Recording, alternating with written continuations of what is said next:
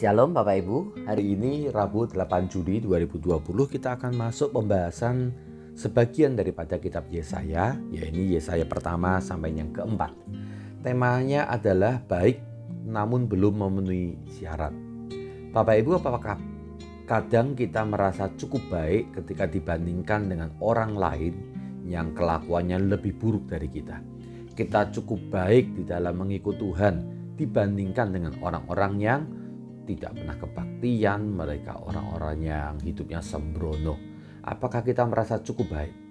Namun dalam hati kita tahu bahwa sebenarnya kita belum cukup baik.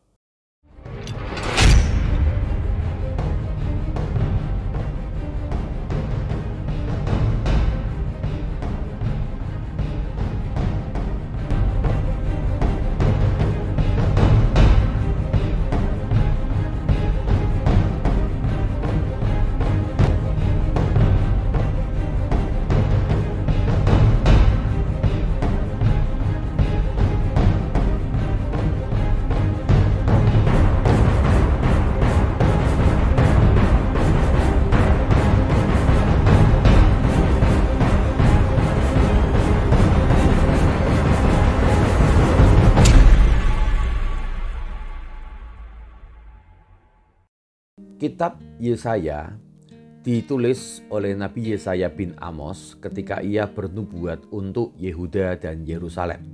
Saat itu Yehuda diperintah oleh 4 raja, yaitu Raja Uzia, Raja Yotam, Raja Ahaz, dan Raja Hizkia. Nah, kalau Anda melihat akan bagan yang saya buat di dalam layar, Anda akan melihat bahwa 4 raja yang disebutkan oleh Yesaya adalah 4 raja yang cukup baik. Mereka beribadah atau mencari Tuhan walaupun memang tidak menyingkirkan akan bukit-bukit pengorbanan.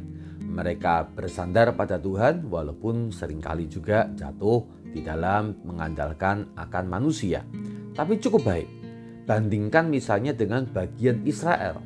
Dari Raja Yehu sampai dengan Raja terakhir Hosea, semuanya jahat, makin lama makin jahat dan luar biasa jahatnya. Kerajaan Israel ya diperintah oleh raja yang saling membunuh satu dengan yang lainnya. Dan mungkin kita merasa bahwa Yehuda sudah pantas untuk berpuas di dalam kerohaniannya karena kerajaan tetangganya, saudaranya sendiri yaitu di Israel Utara adalah sebuah kerajaan yang sangat buruknya. Namun Yesaya di dalam kitab Yesaya ini justru memberikan teguran secara khusus kepada kerajaan Yehuda yang kita rasa cukup baik ini. Mengapa? Nah, saudara, saya ingin mengajak kita untuk kembali mengingat akan sejarah atau konteksnya. Ini pentingnya kita membaca Alkitab secara kronologis supaya kita memahami akan konteks daripada keseluruhan kisah ini. Kerajaan Israel pada waktu itu sebenarnya dalam keadaan yang berbahaya. Mengapa? Karena kerajaan Israel Utara yang kebetulan dekat dengan wilayah-wilayah yang sedang berkembang di utara, khususnya kerajaan Aram dan lebih khusus lagi kerajaan Asyur, mereka adalah sebuah kerajaan besar yang ekspansi dan ingin untuk menyerang akan Israel. Di dalam DDE 6 Juli 2020 saya sempat menyinggung di dalam kisah Nabi Yunus situasi daripada kerajaan Israel Utara, dan juga saya lanjutkan dengan DDE pada beberapa hari setelah itu. Saya ingin ingatkan sebentar. Pada waktu Yehu memerintah, kerajaan Asyur yaitu Raja Salmaneser ketiga sudah pernah menyerang Israel dan meminta upeti. Raja Adad Nirani ketiga dan dilanjutkan Salmaneser keempat menekan Aram, dan karena Aram berdekatan dengan Israel berarti menjadi ancaman juga bagi Israel. Dan sempat tenang di masa Nabi Yunus oleh karena rajanya bertobat. Namun setelah itu apa yang ditakutkan benar-benar terjadi. Pengganti daripada Raja Asyur yakni Raja Pul atau nama resminya adalah Raja Tiglat-Pileser ketiga, akhirnya menyerang Israel dan mengangkut penduduknya ke Asyur. Barusan kemarin kita telah membahasnya.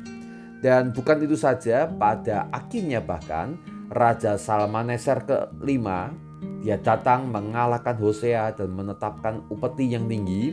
Dan pengganti daripada Salmaneser kelima yaitu Raja Sargon kedua masuk lagi ke Israel, lalu kemudian menghancurkan Israel sama sekali dan menawan seluruh penduduk Israel dibuang ke daerah Asyur, bertinggal di satu wilayah yang namanya tepi Sungai Harbor.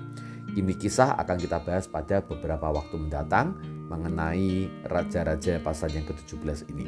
Ya, kita belum sampai pada bagian itu. Jadi dengan melihat konteks ini, kita tahu bahwa sebenarnya Israel Utara sudah diincar musuh, bahkan sudah menjadi lemah dan siap untuk dihancurkan. Maka Tuhan yang mengasihi akan raja-raja Yehuda yang cukup baik, walaupun tidak terlalu baik, belum memadai, belum memenuhi standar, mengutus akan Yesaya bin Amos untuk bernubuat kepada raja-raja Yehuda supaya mereka bertobat sungguh-sungguh. Karena kalau mereka bertobat sungguh-sungguh, Tuhan akan mencegah mereka dari ancaman kerajaan Asyur. Namun kalau mereka tidak bertobat, maka Tuhan yang menguasai akan sejarah, Dia juga sanggup untuk membawa raja Asyur sedikit lagi ke selatan, dan Yehuda pun akan ikut dihancurkan. Jadi sifatnya untuk kerajaan Yehuda, Yesaya diutus Tuhan untuk menegur supaya mereka kembali bertobat dan datang lagi kepada Tuhan. Sementara di Israel, ini yang dikatakan oleh Yesaya atas Israel, ya. Sebelum Yesaya membicarakan tentang Yehuda, dia mulai dengan membahas tentang Israel Utara ini. Dikatakan pada Yesaya pasal pertama, Yesaya memanggil langit bumi sebagai saksi. Dan apa yang dikatakannya? Bahwa ini yang dituduhkan. Tuhan telah membesarkan anak-anak dan mengasuhnya. Ini kerajaan Israel Utara ini. Tetapi anak-anak ini memberontak terhadap Tuhan. Lembu saja mengenal pemiliknya, tetapi Israel tidak. Keledai mengenal palungan yang disediakan tuannya, tetapi umatku tidak memahaminya. Sebuah sindiran yang sangat keras karena bangsa Israel dibandingkan dengan lembu dan keledai, binatang yang paling bodoh. Ya, tapi mereka tahu di mana atau siapa tuannya. Tapi Israel yang sudah dikasih luar biasa, mereka terus-menerus memberontak. Sudah dibela walaupun salah, tetap saja mereka memberontak pada Tuhan. Lalu Tuhan melanjutkan akan tuduhannya. Di mana kamu mau dipukul lagi?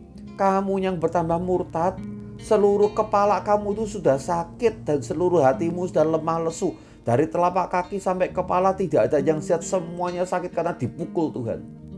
Tapi mereka tidak bertobat. Aduh, sedih sekali bukan kalau Anda sebagai seorang ayah atau ibu memiliki anak yang nakal, Anda sudah tegur berkali-kali, bahkan sudah dihajar, tapi anak ini tidak bertobat. Maka kemudian ini yang akan dilakukan oleh Tuhan atas Israel Utara. Kehancuran atas semua kotanya. Tanahnya dijarah habis dan negeri ini menjadi sunyi. Bukan karena dibantai mati, tapi karena mereka diangkut hidup-hidup dan dibuang ke tanah penjajah, yakni di daerah Asyur. Saudara, ini kengerian yang lebih mengerikan ya, karena mereka dalam keadaan hidup ya, tapi harus bekerja pada musuh yang kejam sekali. Lalu Tuhan melanjutkan, bukan korban bakaran yang dibutuhkan untuk menghadap hadiran Tuhan, karena semuanya menjijikkan bagi Tuhan. Yang penting adalah berhentilah berbuat jahat, belajarlah berbuat baik, usahakanlah keadilan. Saya ulangi, berhentilah berbuat jahat, belajarlah berbuat baik, usahakanlah keadilan. Karena percuma berbuat jahat sambil memberikan korban. Korbannya adalah kejijikan bagi Tuhan. Korban itu menjadi korban yang menyenangkan kalau diberikan oleh orang yang sungguh-sungguh mengasihi akan Tuhan. Namun Tuhan memberikan sebuah janji kepada mereka. Janji bahwa sekalipun dosamu merah seperti kirmisi, akan menjadi putih seperti salju. Wow, kalau saya memikirkan janji ini diberikan kepada Raja Israel yang penuh dengan pertumpahan darah demikian mengerikan. Namun Tuhan berkata, ya sekalipun dosamu merah ya seperti kirmisi, akan menjadi putih seperti salju. Sungguh betapa besarnya pengampunan yang disediakan Tuhan. Namun kalau mereka enggak bertobat, dikatakan yang maha kuat pelindung Israel akan bangkit sekarang untuk melawan musuhnya Dan musuhnya yang maha kuat ini justru adalah Israel yang dulu dibelanya. Tuhan berjanji, nanti setelah Israel dimurnikan, mereka sungguh-sungguh dibebaskan dari dosanya, sungguh-sungguh mencari akan Tuhan. Maka seperti orang memurnikan logam, dan mereka dimurnikan, segala yang kotor disingkirkan, dan Israel juga akan mengalami pemulihan di dalam kehidupannya. Nah, setelah Yesaya menyampaikan tentang kondisi saudaranya di Israel Utara, maka kemudian Yesaya mengarahkan pandangannya kepada Yehuda. Saya berpikir bangsa Yehuda ketika mendapatkan atau membaca pasal pertama, mereka masih senyum-senyum. Tuh, rasain tuh, kamu jahat sih, kamu tidak mencari Tuhan sih, kami lebih baik. Saudara, tapi ternyata Tuhan punya teguran yang khusus buat orang-orang yang merasa diri cukup baik ini. Tuhan punya rencana. Tuhan memberikan memulainya dengan sebuah rencana yang indah dulu. Pada hari terakhir, sebuah bangsa dirancangkan Tuhan untuk datang ke Gunung Sion yang terletak di Yehuda ini, ya, di Yerusalem, untuk menyembah Tuhan.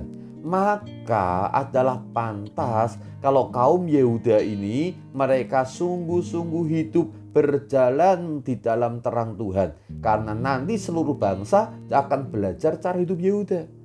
Tapi apa yang terjadi? Tuhan kemudian menunjukkan akan tegurannya.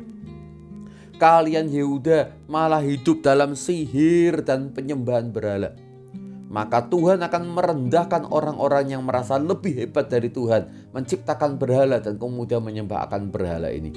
Dan Tuhan akan menghajar Yehuda sampai sedemikian rupa sehingga mereka harus melarikan diri masuk ke gua-gua di gunung batu, ke dalam liang-liang di tanah, karena kedahsyatan Tuhan yang mengejar mereka yang tidak sungguh-sungguh bertobat kepada Tuhan. Jangan berharap pada manusia, karena manusia itu tidak lebih daripada hembusan nafas saja. Berharaplah kepada Tuhan, itu yang Tuhan katakan. Lalu Tuhan menunjukkan akan hukuman kalau Yehuda tidak bertobat. Semua perbekalan akan diambil, semua orang yang biasanya dapat diandalkan dilenyapkan Tuhan. Anak-anak akan memberontak pada orang tua, rakyat pada pemimpinnya, sehingga tidak ada orang mau jadi raja. Hidup mereka akan menderita, terlihat sampai ke raut mukanya yang kusut.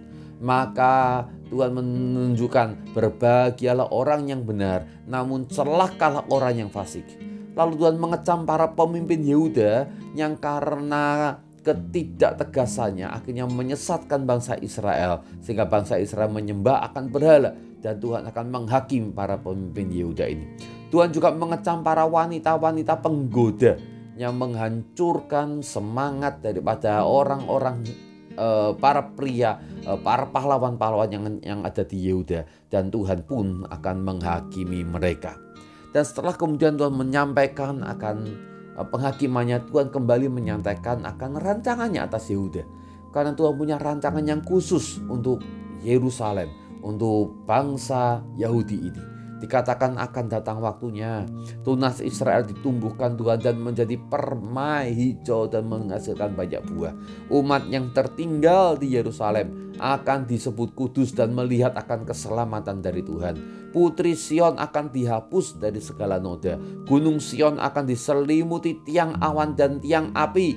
Tanda penyertaan Tuhan dan kemuliaan Tuhan akan melingkupi kota Yerusalem ini. Bait Tuhan akan menjadi pondok tempat bernaung seluruh umat Tuhan dari segala bangsa. Saudara-saudara, Tuhan punya rancangan yang besar atas Yehuda. Maka Tuhan punya harapan yang besar untuk Yehuda ini sungguh-sungguh hidup menyenangkan akan hati Tuhan. Sama seperti Anda kalau mempunyai harapan yang besar terhadap anak Anda. Semakin besar harapan Anda, semakin ingin Anda melihat anak Anda hidup benar, hidup yang rajin mungkin dalam belajar, orang yang rajin dan giat di dalam bekerja, karena dia punya harapan yang besar. Tuhan punya harapan yang besar atas Yehuda, dan dia berkata tidak cukup kalau kamu sekedar ikut Tuhan, kamu harus sungguh-sungguh ikut Tuhan. Tahukah bahwa Tuhan punya harapan yang besar untuk Anda? Sedemikian besar harapan Tuhan untuk Anda dan saya, sehingga Tuhan datang dari surga ke dunia mati di atas kayu salib, karena dia percaya kalau kita anak-anak tebusan darahnya, kita akan jadi umat pilihan yang menyatakan kemuliaan Tuhan di tengah-tengah dunia ini. Maka mari kita menjadi lebih serius di dalam mengikut Tuhan. Mari kita berdoa. Hati kami tergetar Tuhan karena kasih-Mu atas kerajaan Yehuda. Bahkan juga terhadap kerajaan Israel yang sudah demikian bobrok dan keji itu. Kau terus mengharapkan akan anak-anak-Mu kembali pulang kepada Engkau untuk beribadah kepada-Mu dengan sungguh-sungguh dan untuk menjadi bagian dalam merancangan Tuhan bagi penggenapan bumi yang dipenuhi dengan kemuliaan Allah ini. Maka Tuhan, sebagai umat yang Kau percaya, ajar kami untuk hidup semakin serius bagi kemuliaan-Mu. Dalam nama Tuhan Yesus, amin.